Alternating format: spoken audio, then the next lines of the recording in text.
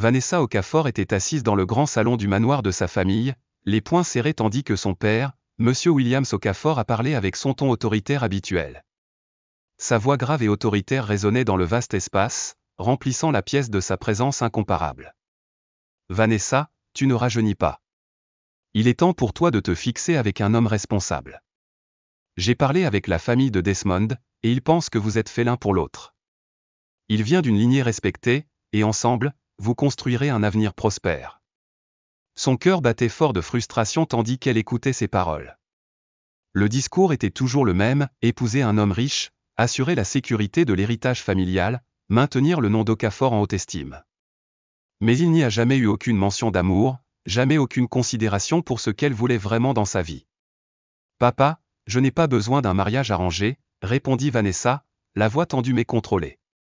Je suis déjà dans une relation sérieuse avec quelqu'un que j'aime. Sa mère, Madame N. Okafor, qui était assise en silence à côté de son père, posa doucement sa tasse de thé. Bien que son expression restait illisible, Vanessa pouvait sentir le poids du regard de sa mère. Malgré la tension dans la pièce, son père est resté impassible. Vraiment ? Monsieur, la voix d'Okafor était sceptique. Alors ramène-le à la maison. Je veux rencontrer l'homme qui a conquis le cœur de ma fille. S'il est sérieux dans cette relation, il devrait être prêt à m'affronter. L'estomac de Vanessa se serra de malaise. Elle s'attendait à une résistance, mais pas si rapidement. Si elle ne ramenait pas Desmond à la maison bientôt, son père penserait qu'elle ment. Bien, dit-elle, même si sa voix tremblait légèrement, masquant la nervosité qui commençait à tourbillonner en elle. Je l'amènerai. Monsieur Okafor hocha la tête en signe d'approbation. Bien. Amène-le demain soir. Voyons s'il est digne de toi. Son cœur s'emballa alors qu'elle se leva brusquement, désireuse d'échapper à l'atmosphère étouffante de la conversation. Sans perdre un instant de plus, elle sortit son téléphone et composa le numéro de Desmond. Il a répondu après plusieurs tours. Chérie, j'ai besoin de te voir tout de suite. C'est important. Détends-toi, Vanessa. Pourquoi tant d'urgence ? La voix paresseuse de Desmond résonna dans le récepteur. C'est mon père. Il veut te rencontrer. Je lui ai dit que c'était sérieux entre nous et il espère te voir demain soir. Une longue pause suivit, puis un profond soupir. Vanessa, demain c'est dur. Je vais travailler tard. Tu sais comment sont les choses. Son estomac se serra. Desmond, c'est important. Tu ne peux pas prendre le temps ? Chérie, je ne peux vraiment pas. On en reparle plus tard, d'accord ? Je t'appellerai quand je serai libre. Vanessa serra les dents de frustration. Elle était tellement fatiguée de ses excuses, toujours une réunion importante, un voyage d'affaires impromptu ou autre chose qui l'empêchait de rencontrer sa famille. Très bien, répliqua-t-elle, à peine capable de contenir sa colère grandissante. Je m'en occuperai moi-même. Sur ce, elle mit fin à l'appel, les mains tremblantes de fureur. Elle sortit en trombe de la maison de son père et monta dans sa voiture, déterminée à affronter Desmond. S'il ne vient pas à moi, j'irai à lui, murmura-t-elle dans sa barbe, sa résolution se renforçant. Elle se rendit directement à la maison de Desmond, ne voulant rien laisser au hasard. S'il travaillait vraiment tard, elle attendait son retour. Elle avait besoin qu'il comprenne la gravité de la situation et qu'il n'y avait plus d'excuses. En arrivant devant sa maison, elle resserra son emprise sur le volant. La rue calme était baignée par la faible lueur d'une lampe de Porsche. Elle vérifia l'heure, 21h45. Si Desmond travaillait tard, il ne serait pas encore à la maison. Parfait, se murmura-t-elle en sortant de la voiture. Elle se dirigea vers la porte, envisageant de l'appeler à nouveau, mais quelque chose n'allait pas. Plus elle y pensait, plus son irritation grandissait. J'ai besoin de savoir s'il travaille vraiment, marmonna-t-elle. Elle tendit la main vers la poignée de porte et, à sa grande surprise, elle la tourna facilement. Pourquoi la porte était-elle déverrouillée s'il n'était pas à la maison ? Poussant la porte avec précaution, elle entra. La maison était étrangement silencieuse, l'air immobile. Mais ensuite, elle l'entendit, un rire faible, une voix de femme. Le souffle de Vanessa resta bloqué dans sa gorge. Ses pas étaient mesurés et silencieux alors qu'elle s'aventurait plus profondément dans la maison. Le salon était vide, mais une douce lumière jaillissait de sous la porte de la chambre.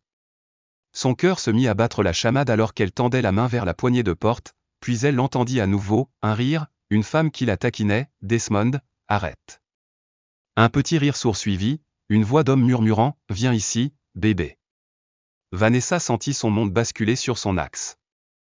Ses mains tremblaient lorsqu'elle ouvrit la porte.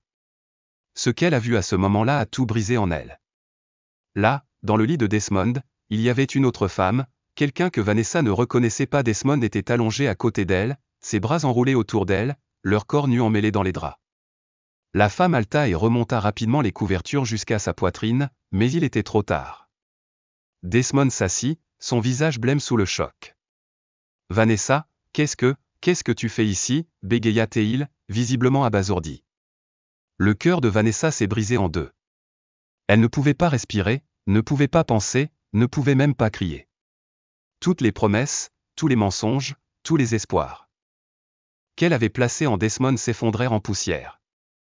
Ses doigts se recroquevillèrent en poing à ses côtés.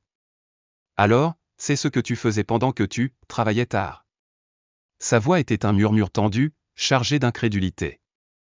Desmond passa une main dans ses cheveux, cherchant ses mots. « Vanessa, ce n'est pas ce que tu penses. Ce n'est pas ce à quoi ça ressemble ?» Sa voix s'éleva, tremblante de fureur. « Tu es au lit avec une autre femme, Desmond. Est-ce que ça peut être plus clair ?» La femme dans le lit recula, souhaitant clairement pouvoir disparaître. Desmond essaya de se lever, mais Vanessa recula, dégoûtée. « Ne fais pas ça. » N'essaie même pas d'expliquer, cracha-t-elle, sa colère montant en flèche. Sans un mot de plus, elle se retourna et sortit en trombe de la pièce, ses pas résonnant dans le silence. Elle remarqua à peine que Desmond l'appelait, mais elle s'en fichait. Elle avait fini. Elle courut presque jusqu'à sa voiture, les mains tremblantes tandis qu'elle claquait la porte. Sa respiration était saccadée, sa poitrine se soulevant sous l'effet de l'émotion. Les larmes brûlaient dans ses yeux, mais elle refusait de les laisser couler. Son père s'attendait à rencontrer son petit ami demain. L'homme en qui elle avait confiance, l'homme qu'elle avait défendu, venait de la trahir de la pire des manières. Elle n'avait personne. Grinçant des dents, elle démarra la voiture et conduisit sans but dans les rues. Les mots de son père résonnaient dans son esprit, « Ramène-le à la maison. Je veux le rencontrer. » Mais il n'y avait personne à amener.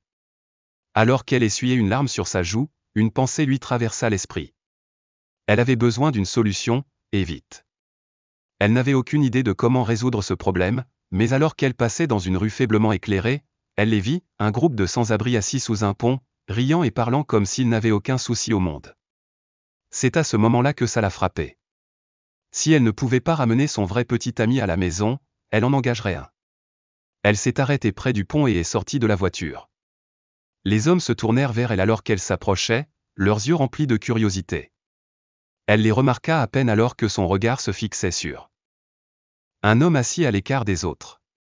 Il portait un sweat à capuche noire, son visage était ombragé, ses vêtements étaient usés, mais il y avait quelque chose en lui. Il ne demandait rien, il était simplement assis là, la regardant avec un regard distant mais constant. « Lui » dit-elle en le désignant du doigt. Les autres hommes se regardèrent, confus, mais l'homme parla enfin, sa voix rauque mais calme. « Moi ? Qu'est-ce que tu veux ?» Vanessa s'approcha, la détermination dans les yeux. « J'ai besoin de te parler. » Vanessa hésita un instant, les mots traînant sur ses lèvres. Le dire à voix haute rendait la situation encore plus absurde, mais elle avait déjà pris sa décision. Il n'y avait pas de retour en arrière possible. « J'ai besoin d'un fiancé, » dit-elle enfin, d'une voix calme et résolue. Le silence qui suivit pesa lourd dans l'air, suffisamment épais pour étouffer quiconque osait parler. Puis, un rire éclata, aigu et soudain. Les autres sans-abri, qui se prélassaient à proximité, éclatèrent de rire, se tapant dans le dos dans un éclat de rire partagé. « Ah, madame, vous êtes un célibataire sans-abri » ricana l'un d'eux, visiblement ravi de l'absurdité de la situation. « Sœur, prends-moi plutôt. »« J'aurais besoin d'un parame » intervint un autre, la voix pleine de moquerie. Mais au milieu des rires, la silhouette à capuche restait immobile, le regard fixé sur elle avec intensité. Ses yeux se plissèrent, l'évaluant avec une intensité tranquille. « Tu es sérieuse » demanda-t-il, son ton n'étant plus amusé mais teinté de curiosité. Vanessa hocha la tête, le regard fixe. Oui. J'ai besoin de quelqu'un pour prétendre être mon fiancé pendant une courte période. Je suis prête à te payer. L'homme s'adossa contre le mur voisin, croisant les bras d'une manière calme, presque détachée. Je m'appelle Vincent, dit-il d'une voix mesurée. Et si cela ne vous dérange pas que je vous le demande, pourquoi exactement une femme comme vous aurait besoin de simuler des fiançailles? Vanessa serra les dents, sa patience s'amenuisant. Ce ne sont pas tes affaires. Tout ce que tu dois savoir, c'est que je t'offre de l'argent généreux. Vincent sourit, une lueur cynique dans les yeux tandis qu'il secouait la tête. Madame. Sa voix s'éteignit alors qu'il réfléchissait à ces paroles. Vous devez être vraiment désespéré. Êtes-vous intéressé ou pas? La frustration de Vanessa remonta à la surface, sa voix se fit entendre d'un ton cassant. Soit tu le prends, soit tu le laisses. Je ne suis pas là pour mendier. Vincent expira brusquement, ses doigts effleurant la barbe de son menton. Sans vouloir offenser personne, je ne m'occupe pas d'affaires caritatives. Vanessa pencha la tête, la voix un peu tendue. Qui a parlé de charité? Je t'offre beaucoup d'argent. Il l'étudia un long moment, puis haussa les épaules. Non, je n'ai pas besoin de ton argent. Vanessa s'emporta. D'accord, marmonna-t-elle en sortant son téléphone et en faisant semblant de s'intéresser à un autre homme, espérant provoquer une réaction. Mais avant qu'elle ne puisse dire un mot, Vincent soupira profondément. Attends, marmonna-t-il, presque à contre-séhur. Vanessa se retourna, haussant un sourcil. Il poussa un long soupir et jeta un coup d'œil au groupe de sans-abri, certains tremblant de froid, d'autres paraissant terriblement maigres, comme s'ils n'avaient pas mangé depuis des jours. Après une longue pause, il reprit enfin la parole. Si vous voulez vraiment que je le fasse, donnez-leur l'argent, dit-il en désignant les autres d'un signe de tête. Donnez-le leur, pas à moi. Ensuite, j'irai avec vous. Vanessa cligna des yeux sous le choc. Quoi? Tu m'as entendu, répéta Vincent d'une voix ferme. Donne-leur l'argent. Si tu fais ça, j'irai avec toi. Les autres sans-abri le regardaient fixement, l'incrédulité inscrite sur leur visage. Vincent, tu es fou? C'est ton argent, criait l'un d'eux. Tu vas juste me le donner, demandait un autre, incrédule. Mais Vincent se tenait droit, les bras tendus, comme si toute cette conversation n'était rien d'autre qu'une distraction gênante. Je n'ai pas besoin de l'argent d'une fille riche, mais elle, si. Vanessa resta figée, surprise par sa réponse. Qui était ce type? Elle le fixa un long moment, puis, sans un mot, fouilla dans son sac et en sortit une épaisse liasse de billets, qu'elle tendit à l'un des autres hommes. Sans hésitation, elle se tourna vers Vincent. C'est fait. Maintenant, allons-y, Vincent la regarda un instant, puis rigola doucement. Eh bien, ça devrait être intéressant, marmonna-t-il.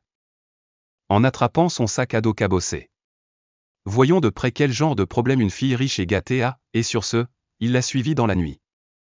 Le trajet jusqu'à leur destination se déroula en silence, à l'exception du bourdonnement du moteur de la voiture. Vanessa jeta un coup d'œil à Vincent du coin de l'œil. Il était assis sur le siège passager, les bras croisés, l'air complètement imperturbable, comme si c'était juste un autre jour ordinaire. Son sweat à capuche tombait bas sur sa tête, ne parvenant pas à cacher sa barbe rêche ou le regard fatigué dans ses yeux. La légère odeur de sueur et la crasse de la ville lui collaient aux yeux, mais il semblait complètement à l'aise. Il n'appartenait pas à son monde, et il le savait. Mais bientôt, cela allait changer. Vanessa serra plus fort le volant, ses pensées s'emballèrent. Elle allait vraiment aller jusqu'au bout. Où allons-nous? Demanda finalement Vincent, sa voix brisant le silence. Chez une amie, répondit Vanessa sèchement. Vincent haussa un sourcil et son regard se tourna vers elle. Ce n'est pas ta maison?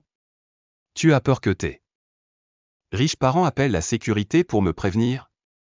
Vanessa lui lança un regard noir. Il faut que tu te nettoies d'abord. Mes parents sont stricts, mais ils ne sont pas idiots. Si tu rentres chez moi dans cet état, ils sauront tout de suite que quelque chose ne va pas, Vincent sourit. C'est tout à fait juste. 20 minutes plus tard, Vanessa s'arrêta devant un complexe d'appartements élégants et modernes. Vincent sortit, étirant ses jambes tout en observant l'immeuble. C'est ici que vit ton ami, demanda-t-il. Oui, dit Vanessa en ouvrant la marche. C'est une maquilleuse professionnelle. C'est la seule à qui je fais confiance pour ça. Vincent renifla dans sa barbe. Waouh, alors maintenant je suis un projet.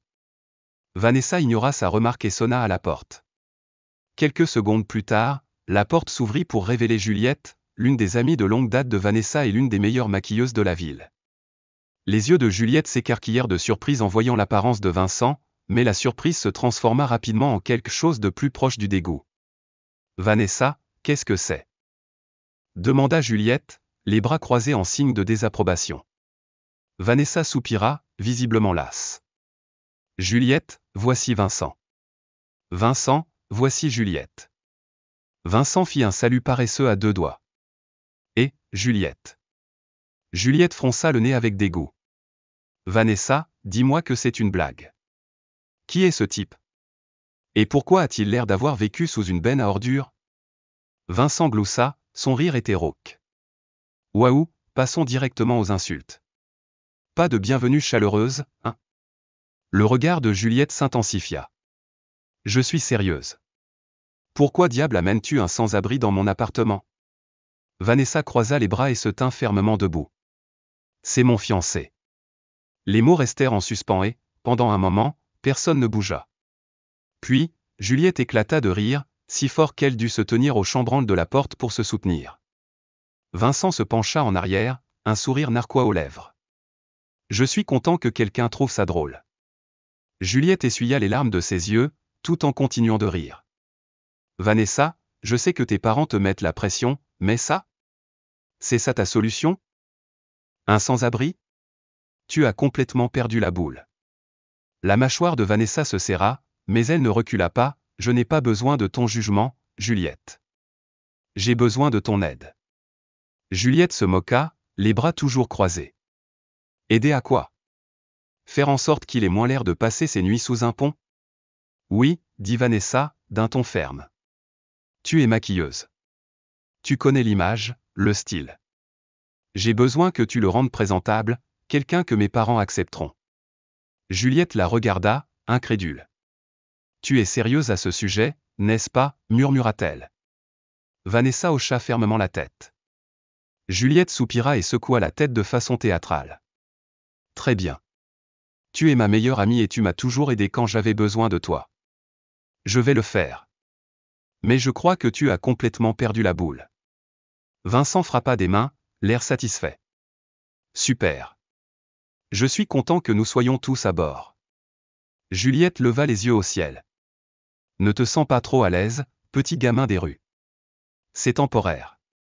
Je ne veux pas que. Mes voisins pensent que je dirige un refuge pour sans-abri. Vincent sourit, les yeux brillants. Ne t'inquiète pas, ma fille riche. Je ne voudrais pas que quiconque pense que j'apprécie vraiment d'être ici. Vanessa soupira, sa patience s'épuisant. La nuit allait être longue.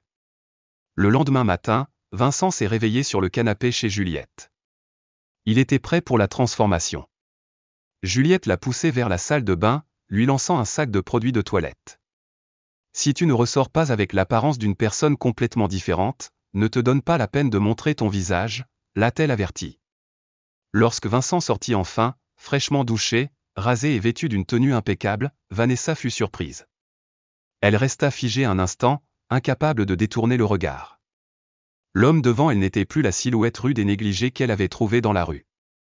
Sa barbe hirsute avait disparu, remplacée par une barbe de 3 jours bien entretenue, et ses cheveux, autrefois emmêlés et sauvages, étaient maintenant coupés et coiffés avec soin.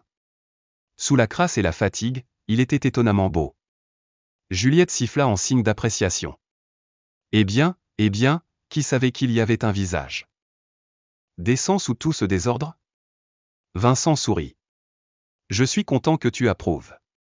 Juliette haussa un sourcil, son sourire tirant sur les commissures de ses lèvres. Ne sois pas prétentieuse. L'étape suivante fut la garde-robe. Juliette lui lança des vêtements de créateur, lui faisant essayer différents costumes, chemises et chaussures jusqu'à ce qu'il ait enfin l'air à la hauteur.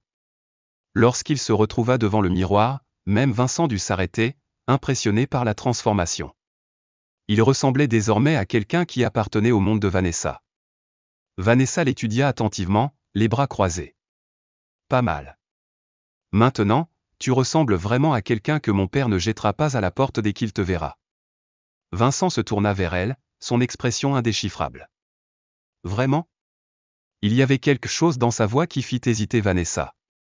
Elle ouvrit la bouche pour répondre, mais Juliette l'interrompit en frappant dans ses mains. Très bien, les tourtereaux, il a l'air plutôt bien. Puis-je dormir un peu maintenant? Vanessa soupira de soulagement. Oui, merci, Juliette.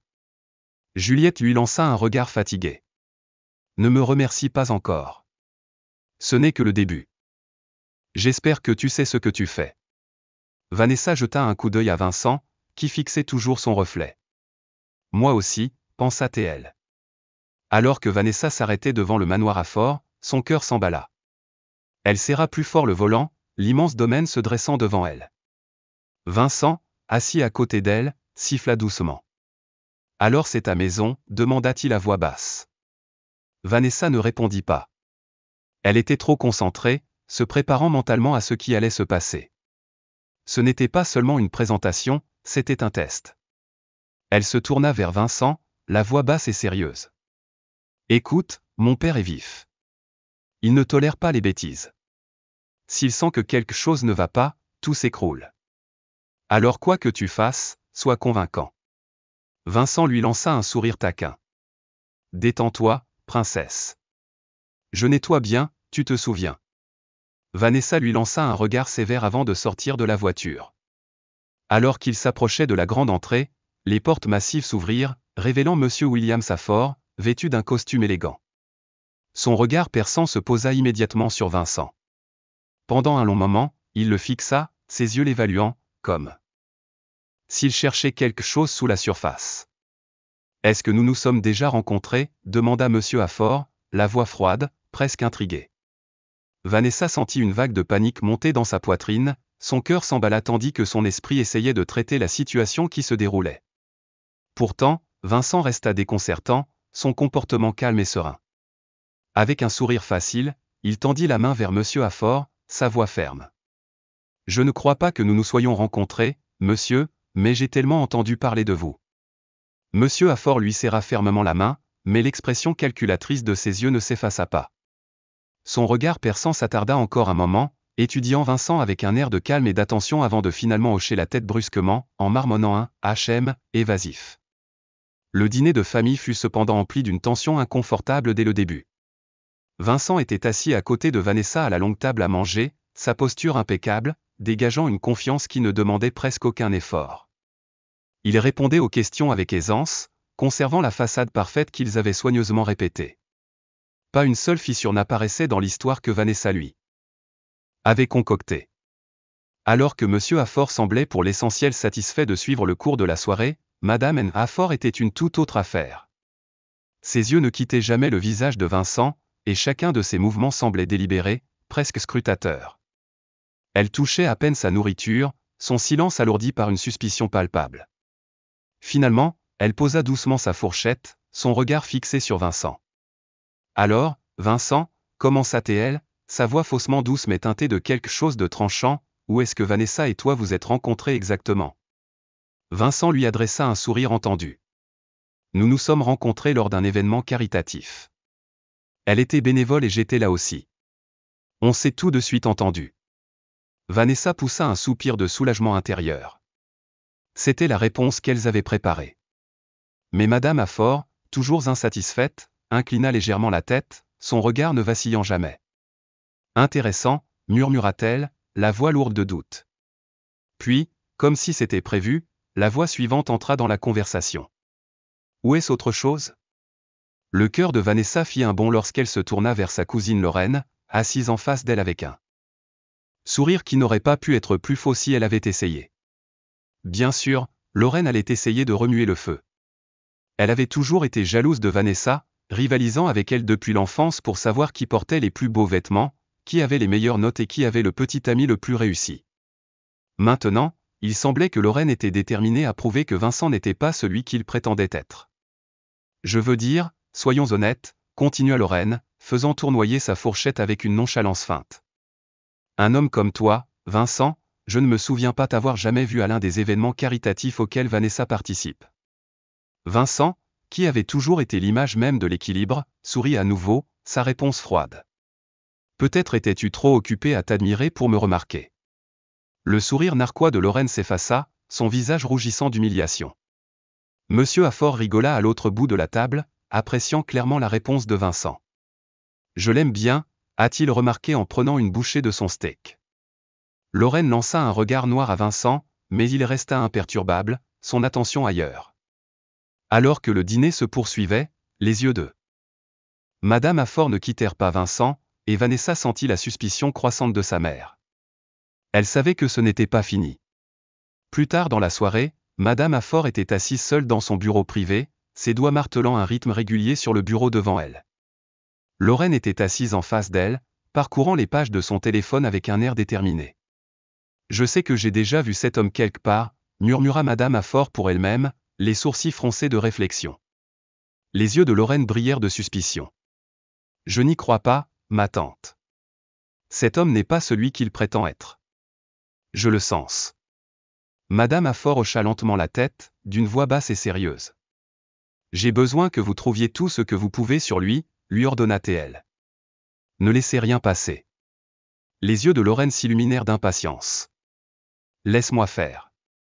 Son plan était simple mais calculé, il fouillerait dans le passé de Vincent. S'il y avait une tromperie, il la découvrirait. Et si c'était le cas, Vanessa ne saurait pas ce qui lui est arrivé. Pendant ce temps, Vanessa accompagnait Vincent vers la chambre d'amis, où il passerait la nuit. Lorsqu'ils atteignirent la porte, elle ne put s'empêcher de lui adresser un petit sourire admiratif. Tu t'es bien débrouillé, a-t-elle admis, une trace de fierté dans la voix. Vincent lui rendit son sourire, d'un ton enjoué. Je t'avais dit que je pouvais jouer ce rôle. Vanessa hésita un instant, puis s'éclaircit la gorge. Tant mieux, parce que ma mère a déjà des soupçons. Et Lorraine, elle ne s'arrêtera pas tant qu'elle n'aura pas trouvé quelque chose. Le sourire narquois de Vincent vacilla pendant un bref instant. Alors, je dois être très prudent, hein? Vanessa hocha la tête, sentant un léger malaise l'envahir. Il y eut un silence, inhabituellement long, et dans ce silence, quelque chose changea. Pour la première fois, elle sentit un lien tacite avec Vincent, une chaleur qu'elle ne parvenait pas à situer. Son cœur fit un bond, mais elle s'en débarrassa rapidement, ne voulant pas s'attarder là-dessus. Bonne nuit, Vincent. Bonne nuit, Vanessa. Elle s'éloigna rapidement, essayant d'ignorer les battements rapides de son cœur. Plus tard, dans son bureau, Madame Affort était assise en face de Lorraine, plongée dans ses pensées tandis que ses doigts tapotaient rythmiquement sur le bureau. L'attention de Lorraine était fixée sur son téléphone, cherchant avidement tout ce qui pourrait exposer Vincent. Je ne lui fais pas confiance, murmura Madame Affort, la voix teintée d'une inquiétude grandissante. Il y a quelque chose qui cloche chez lui. Les lèvres de Lorraine se retroussèrent en un sourire narquois. Bien sûr que oui. Il prétend être le fiancé de Vanessa, et nous savons tous les deux qu'elle ne l'a pas rencontré à un événement de charité. Les yeux perçants de Madame Affort se rétrécirent. Alors nous devons le prouver. Lorraine se redressa, son excitation était palpable. J'ai déjà commencé à chercher son nom. J'ai passé quelques coups de fil. Madame Affort se pencha en avant, son expression se crispant tandis qu'elle écoutait. Que as-tu trouvé? Lorraine fronça les sourcils. Il n'y a pratiquement rien sur lui dans les archives récentes. C'est presque comme s'il avait disparu pendant longtemps. Madame Affort se tapota le menton d'un air pensif. Si nous ne trouvons rien à son sujet par les voies habituelles, nous devrons essayer une autre approche. Nous trouverons quelqu'un qui le connaît peut-être. Sans perdre un instant, Madame Affort a pris son téléphone et a appelé un détective privé. Trouvez tout ce que vous pouvez sur un homme nommé Vincent Okoro, son éducation, sa famille, son passé. J'ai besoin de réponses immédiatement. Plus tard dans la soirée, alors que la famille se réunissait pour prendre le thé dans le grand salon du manoir à Ahor, le rapport de l'enquêteur privé arriva enfin. Lorraine parcourut avec empressement le document sur son téléphone, son sourire s'élargissant à mesure qu'elle lisait les conclusions. Je le savais, dit-elle triomphalement. Vincent n'est pas celui qu'il prétend être. Madame Affort lui arracha le téléphone des mains et parcourut les détails. Son père était Daniel Ahoro, lut-elle à haute voix, fronçant les sourcils de plus en plus. À ce moment-là, Monsieur William Okafor, qui lisait tranquillement le journal, se figea. Il baissa lentement le journal, les yeux plissés d'incrédulité, tandis qu'il se tournait vers sa femme. « Qu'est-ce que tu viens de dire » demanda-t-il, sa voix à peine plus haute qu'un murmure. Madame Affort cligna des yeux, confuse. Le nom complet de Vincent et Vincent Okoro. Le nom de son père était Daniel Okoro. La mâchoire de Monsieur Affort se serra et, pour la première fois de la soirée, un véritable regard choqué traversa son visage. « Vous avez dit Daniel Okoro » répéta-t-il, la voix brisée. Vanessa, assise à côté de Vincent, sentit le changement soudain dans la pièce et leva les yeux vers son père avec inquiétude. « Papa, qu'est-ce qu'il y a » demanda-t-elle, la voix tremblante d'incertitude. Monsieur Affort se tourna lentement, son regard fixé sur Vincent. « Le nom de votre père était Daniel Okoro » demanda-t-il, la voix chargée de suspicion. Vincent hocha la tête avec précaution. « Oui. Il est décédé il y a des années. » L'expression de Monsieur Affort changea, son visage s'adoucit. Il laissa échapper un souffle lent, se frottant le menton pensivement. « Je savais que ce nom me disait quelque chose, » marmonna-t-il dans un souffle. Debout, Monsieur Affort s'est dirigé vers le mur décoré de portraits de famille. Parmi les photos de réunions d'entreprise et de partenariats puissants, une photo se démarquait, une vieille photo en noir et blanc d'un jeune Monsieur Affort. En uniforme de sécurité, debout à côté d'un homme grand et sérieux. Il a montré la photo. « C'est ton père » a dit Monsieur Affort à Vincent. Vincent se leva sous le choc, les yeux écarquillés alors qu'il traitait la révélation. « Tu connaissais mon père » Monsieur Affort hocha la tête, son expression s'adoucissant encore davantage. « Je ne l'ai pas seulement connu. Il a changé ma vie. » La salle tomba dans un lourd silence tandis que chacun absorbait la gravité des paroles de Monsieur Affort. Daniel Okoro n'était pas seulement un agent de sécurité, commença Monsieur Affort, la voix pleine d'émotion, un côté de lui que Vanessa n'avait jamais vu auparavant. C'était mon patron. À l'époque où je luttais pour trouver ma voie, juste un jeune diplômé sans perspective, il m'a embauché comme agent de sécurité dans une grande entreprise. Ce n'était pas glamour, mais j'étais reconnaissant. Votre père, chef Okoro, a vu quelque chose en moi.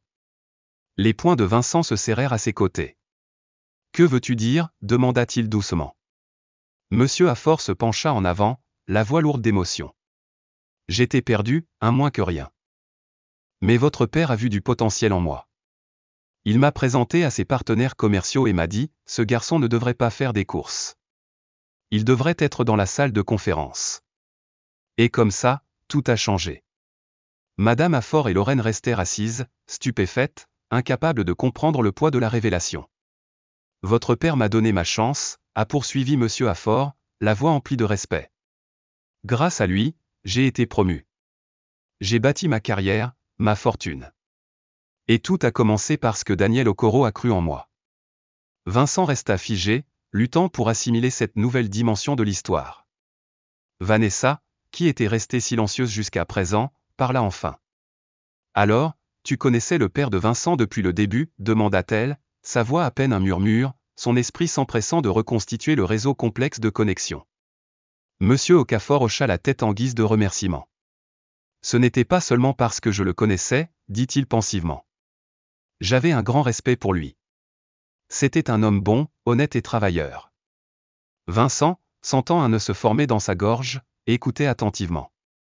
Je n'ai jamais rencontré Vincent. Il étudiait à l'étranger à l'époque, poursuit Monsieur Okafor.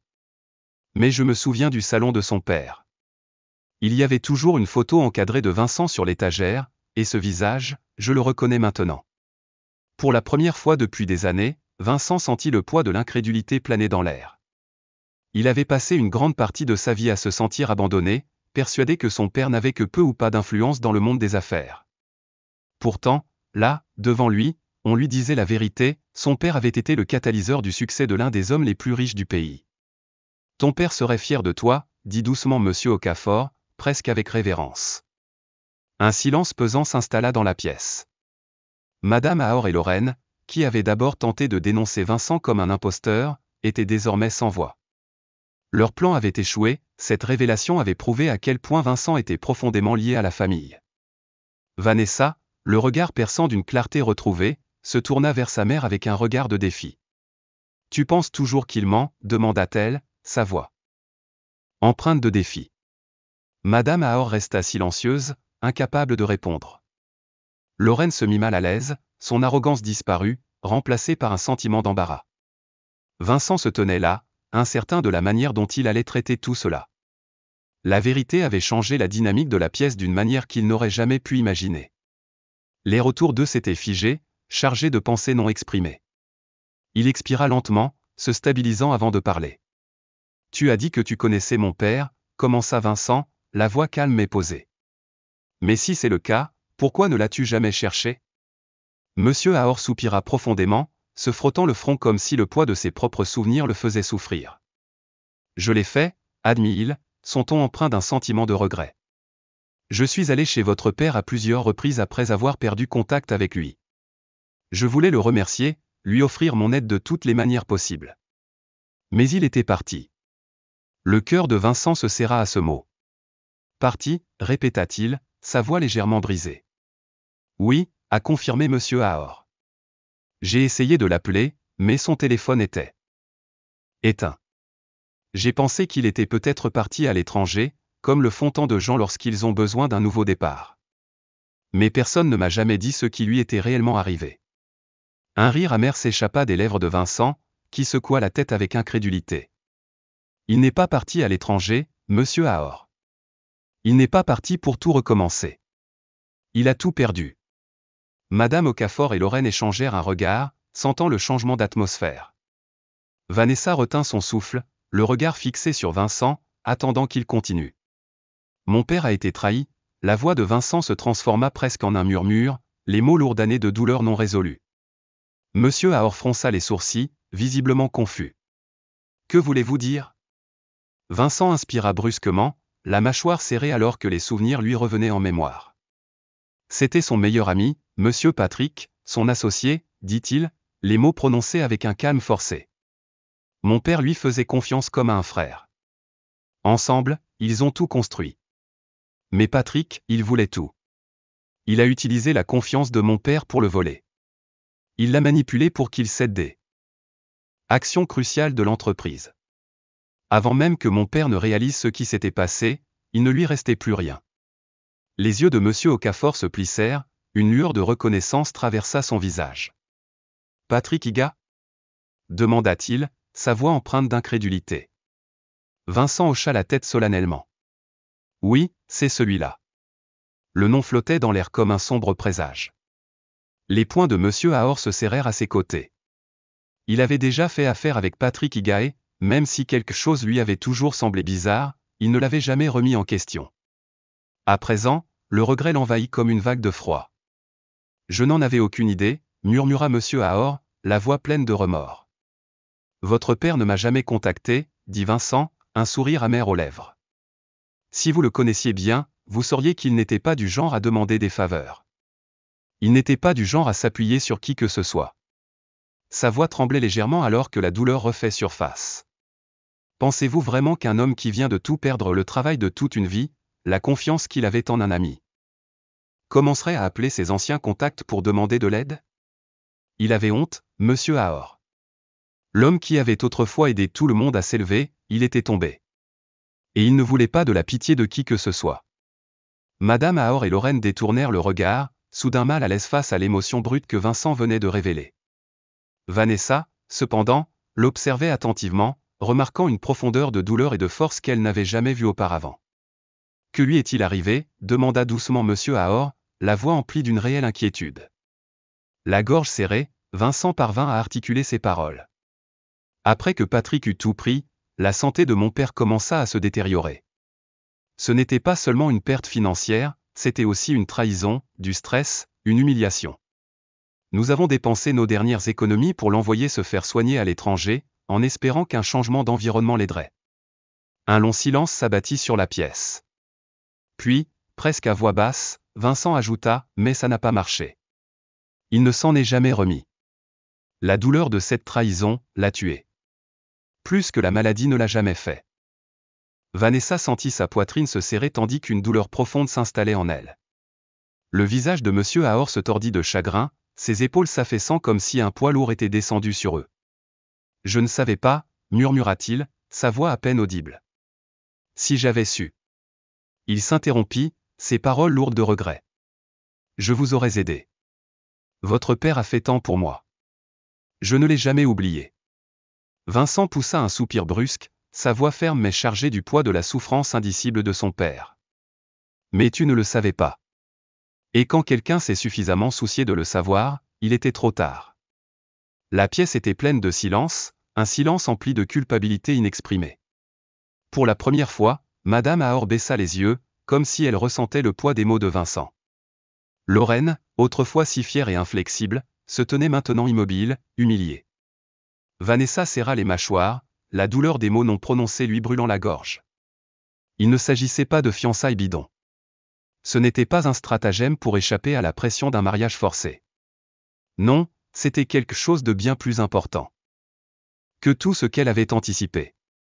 Elle se tourna vers Vincent, le cœur battant, désespéré de dire quelque chose ou n'importe quoi, mais il était déjà debout, prêt à partir. Si vous voulez bien m'excuser, dit Vincent d'une voix calme mais indéniablement froide. J'ai besoin d'air. Sans attendre de réponse, il se retourna et sortit de la pièce. Vanessa se tenait là, le regardant partir. Une étrange douleur lui emplissait la poitrine. Elle l'avait amené dans sa vie sous de faux prétextes, mais maintenant, elle commençait à voir le vrai Vincent Ahor. Et quelque chose lui disait qu'elle n'était pas prête à affronter la réalité de qui il était vraiment. Vincent sortit sur le grand balcon du domaine d'Ahor, laissant l'air frais de la nuit l'envahir. Il respira profondément, sentant la lourdeur de la soirée s'installer autour de lui. Pendant tant d'années, il avait cru que son père était mort, oublié, que son héritage avait été effacé.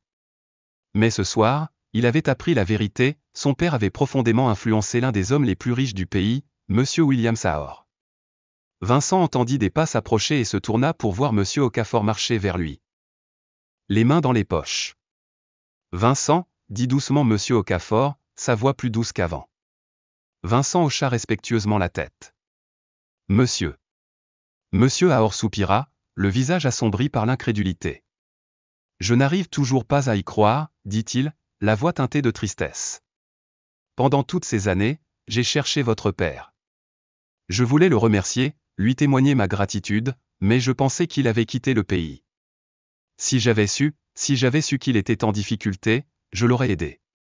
Vincent sourit faiblement et secoua la tête. Je sais, monsieur, et je ne vous en veux pas. La vie a une façon de nous entraîner dans des directions différentes. Le regard de Monsieur Ahor s'adoucit lorsqu'il se tourna complètement vers Vincent.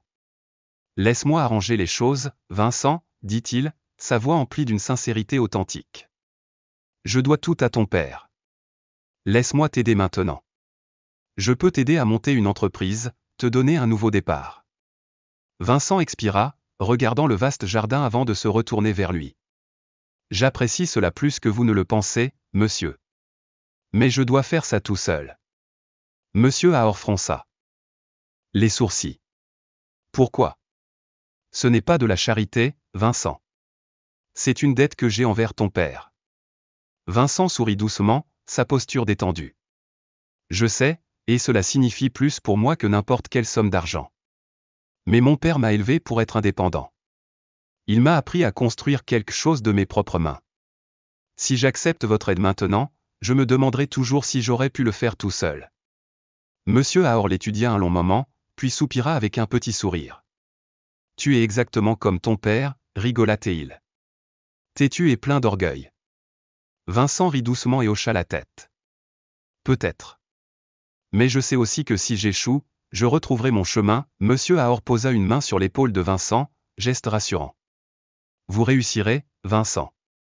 Je n'en doute pas, Vanessa, debout juste derrière la porte, écoutait leur conversation.